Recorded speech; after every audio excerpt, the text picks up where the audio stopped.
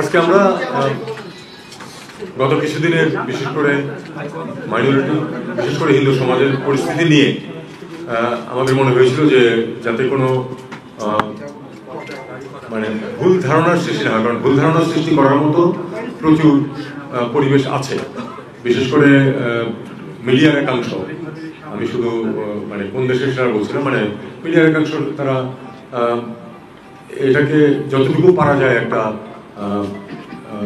খারাপ পরিস্থিতির দিকে নিয়ে যাওয়ার চেষ্টা করেছে। কাজে আমাদের মনে হয়েছে যে আমাদের যে এখানে ডিপ্লোম্যাটিক কমিউনিটি আছে তাদেরকে বিষয়টাতে একটা ব্যাখ্যা দেওয়া প্রয়োজন, যাতে তার প্রকৃত অবস্থাটা বুঝতে পারে। আমি এটা জানি যে তাদের নিজেদেরও কিছু মেকানিজম আছে তথ্য সংগ্রহে, কিন্তু আমাদের অবস্থানটা পরিষ্কার করার জন্য আমি তাদেরকে আজকে ডেকেছি। একটু শর্ট নোটিসে গতকাল যখন বলা হয়েছে, আজকে তারা এসেছে, মোটামুটি প্রায় সবাই এসেছে। সেখানে আমরা আমাদের অবস্থানটাকে ব্যাখ্যা করেছি। আমরা বলেছি যে আমাদের, আমি খুব সংক্ষেপে বলছি, তারপরে আপনাদের কিছু প্রশ্ন উত্তর দেবো।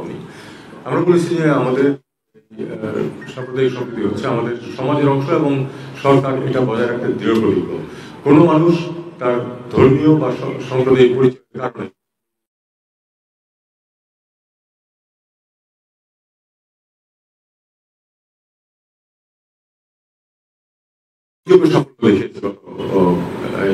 প্রায় 4 মাস সময় ছিল পার হয়ে গেছে এর মধ্যে। কারণ মেজর কোনো, যদিও মাল মশলা ছিল অনেক বেশি গণ্ডগোল হওয়ার মতো, সেটাকে কিন্তু আমরা নিয়ন্ত্রণে রাখতে পেরেছি সবার সহযোগিতায়, রাজনীতিবিদরা সহ, ছাত্ররা, রাজনীতিবিদরা সবাই মিলে কিন্তু একটা আমরা পরিস্থিতি বজায় রাখতে পেরেছি, যেটা সৌহার্দ্যপূর্ণ। বিশেষ করে একটা এত বড়, তারপর একটা অনুষ্ঠান ছিল দুর্গা পূজা, সেটা পার হয়েছে অত্যন্ত শান্তিপূর্ণভাবে এবং শান্তিপূর্ণভাবে এবং কোনো ধরনের কোনো মিসঅ্যাপ ছাড়া। একটা দুটো স্ট্রেন ঘটনা এখানে ওখানে ঘটে নাই, এটা কিন্তু যেটা আমরা বলি যে ঘটে নাই তাই সত্য বলা হবে, ঘটেছে দু একটা ঘটনা, কিন্তু দু একটা ঘটনা প্রতি বছরই দু একটা ঘটনা ঘটে, সেটা এই সরকার হোক বা অন্য কোনো সরকার হোক ঘটে। ব্যাপারটা হলো যে সেটাকে নিয়ন্ত্রণে নেওয়া এবং যারা এ ধরনের কার্যকলাপে লিপ্ত হয় তাদেরকে তাদের জন্য শাস্তি বিধানের ব্যবস্থা করে, তাদেরকে আইনের আওতায় আনা, এটাই হলো লক্ষ্য। এবং সেটা এই সরকার অত্যন্ত ডিলিজেন্সের সাথে সেটা পালন করেছে। আমি মোটামুটি এই লাইনে তাদেরকে ব্রিফ করেছি এবং আমি বলেছি যে মানে এটাকে ফ্লেয়ার আপ করে দেওয়ার এবং একটা বাংলাদেশ খুব একটা সাম্প্রদায়িক খারাপ অবস্থার ভিতর দিয়ে যাচ্ছে, এরকম একটা পরিস্থিতি সৃষ্টির অভ্যন্তরীণ এবং দেশের বাইরে প্রচেষ্টা আছে। আমরা সেই প্রচেষ্টাটা যাতে সফল না হয় সেই চেষ্টা করছি। মোটামুটি এই ছিল আমার ব্রিফিং এর বক্তব্য। শব্দ কিছু আরো কম বেশি হতে পারে। এবারে আপনাদের যদি কোনো প্রশ্ন থাকে সেটা আমরা করতে পারি।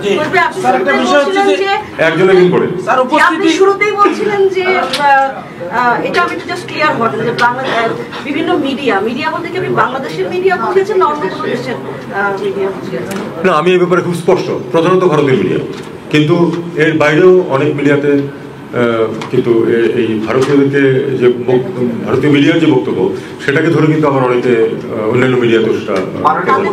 মাননীয় উপদেষ্টা, প্রশ্ন হচ্ছে কেন শুধু ভারতের মিডিয়াকে দুষছেন? কেন ভারত নামক যে রাষ্ট্র, তাদের রাজনীতিবিদ, আজকে মমতা ব্যানার্জিও একটি বিবৃতি দিয়েছেন, বলেছেন যে জাতিসংঘ শান্তিরক্ষী মিশন যেন বাংলাদেশে আসে। ফলে এটা কি আমরা কূটনৈতিক কারণেই বলছি না, কেবল মিডিয়ার উপরে দোষ চাপাচ্ছি, নাকি ভারতের রাষ্ট্র, তাদের সরকার, তাদের রাজনীতিবিদ, তাদেরকেও কি আপনারা কোনো বার্তা দিতে চান কিনা? দেখুন, আমরা যে বার্তাটা দিতে চাই সেটা হলো যে এই সরকার কোনো ধরনের কোনো সাম্প্রদায়িক যে কার্যকলাপ সেটাকে বরদাস্ত করবে না, এবং সেটা হিন্দু বলে কথা নয়, মুসলিম বলে কথা নয়, আমরা সবাইকে সমান চোখে দেখব এবং এই মেসেজটা আমরা সবাইকে দিতে চাই, পার্টিকুলার কোনো একটা অংশকে না, সবাইকে এই মেসেজটা দিতে চেয়েছি। এবং এটাও আমরা বলেছি যে এ ব্যাপারে আইন তার গতিতে চলবে এবং সেখানে যদি কেউ বিশৃঙ্খলা সৃষ্টির চেষ্টা করে অবশ্যই সেটাকে শক্ত হাতে দমন করা হবে। এই মেসেজটা সবার কাছে গেছে। এখন আপনি যেটা বলছেন যে পার্টিকুলার কাউকে, এটা আমরা তখন যখন সরকারি পর্যায়ে যখন কোনো রিয়াকশন আমরা দেখি, আমরা সেটা প্রতিবাদ করি সরকারিভাবেই, সেটাই। আর বাকিটুকু আমরা ইন জেনারেল টার্মসে আজকে কথাবার্তা বলেছি। আমরা তো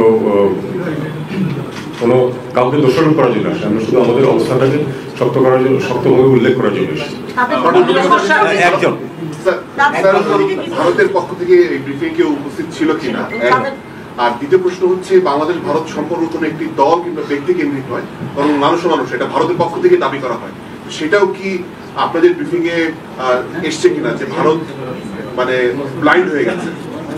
না, আজকের ব্রিফিংয়ে নিঃসন্দেহে ভারতকে নিয়ে আমি কিছু বলিনি ওইভাবে। আমি মিডিয়া সম্বন্ধে বলেছি এবং ভারতীয় দূতাবাসের প্রতিনিধি ছিল। মাননীয় উপদেষ্টা এদিকে জি। আজকে তো মিডিয়া নিয়ে কথা হয়েছে, পাশাপাশি আমরা যেটা দেখেছি জেনেভায় হিউম্যান রাইটস কাউন্সিলের যে আলোচনা, সেখানে কিন্তু এই যে ইন্ডিয়ান মিডিয়া বা অন্যান্য মিডিয়াতে যে জিনিসগুলো আসছে তার একটা রিফ্লেকশন দেখি। আবার all party parliamentary group for Commonwealth, সেখানেও এক ধরনের রিপোর্টে এটা আছে এবং দেখা যাচ্ছে সর্ট অফ মিডিয়ার উপর বেস করে এক ধরনের এলিগেশন বা এক ধরনের পোর্ট্রেশন। এই বিষয়গুলো কি আজকে আপনারা তুলেছিলেন? ইউরোপ সহ ওয়েস্টার্ন এবং স্পেসিফিক্যালি এই বিষয়টা আমরা তুলিনি, এই বিষয়টা আমরা সংশ্লিষ্ট দেশের সাথে তুলব। কারণ অল পার্টি পার্লামেন্টারি গ্রুপ যেটা তো ব্রিটেনের, আমি তো অন্য সেটা বলে লাভ নেই, ব্রিটেনের সাথে আমরা এই ইস্যুটা তুলব। আপনারা দেখেছেন যে অত্যন্ত একপেশে একটা রিপোর্ট তারা দিয়েছে, মানে 4টা নির্বাচনকে মোটামুটি তারা এক পর্যায়ে ফেলেছে, 3বার পুনর্নির্বাচিত হয়েছে। সেই নির্বাচনটা কি মানের হয়েছে সেটা একটি শব্দ সেখানে নেই। 1500 ছেলে মেয়েকে হত্যা করা হয়েছে, একটা শব্দ উল্লেখ নেই সেখানে এখানে। এবং সবচেয়ে বড় কথা, আমাদের দূতাবাসকে জানানো পর্যন্ত হয়নি যে তারা এই কাজটা করছে। একটা কথা এখানে প্রণিধানযোগ্য, সেটা হলো আমি যেটুকু খোঁজ দিয়ে দেখেছি সেটা হলো যে